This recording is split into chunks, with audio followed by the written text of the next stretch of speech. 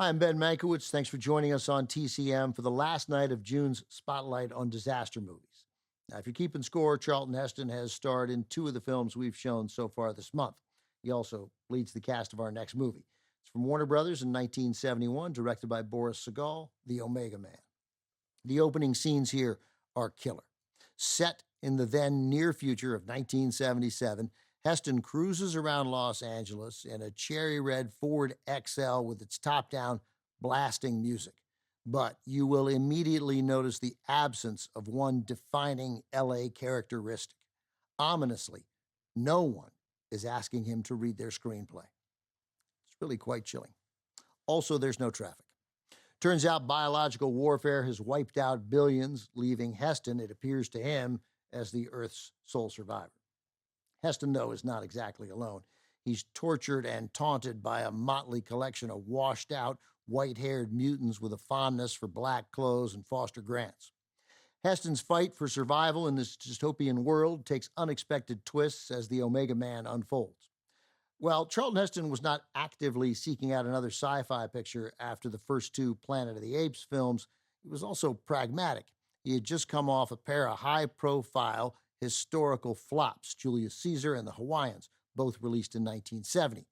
Although Beneath the Planet of the Apes came out the same year and did well, those two box office failures hindered Heston's ability to attract attention in Hollywood for the next historical film he wanted to make, Antony and Cleopatra. Charlton Heston needed another hit.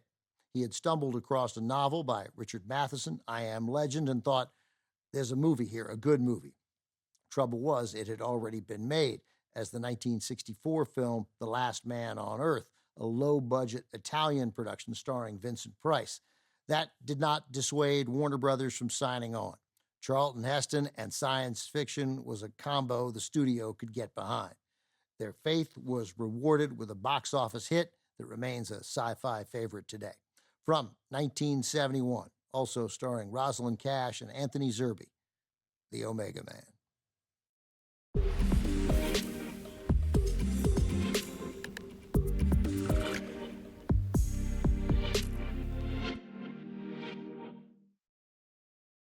In his autobiography, In the Arena, Charlton Heston noted that he'd never driven a motorcycle before making the Omega Man.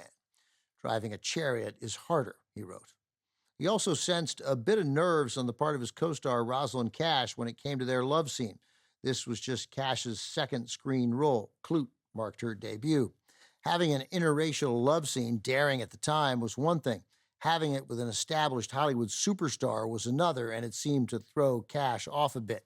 It's a spooky feeling, Cash told Heston, to screw Moses. Richard Matheson's 1954 novel, I Am Legend, the source for The Omega Man, was later adapted into a 2007 Will Smith hit that used Matheson's original title. Matheson first adapted his novel into an unproduced screenplay for Hammer Films. The book also served as the unofficial inspiration for George Romero's seminal zombie thriller, Night of the Living Dead, from 1968. Coming up, Harry Belafonte, Inger Stevens, and Mel Ferrer are apparently the sole survivors of a radioactive disaster that has wiped out the rest of humankind. The World, the Flesh, and the Devil from 1959 is next on TCM.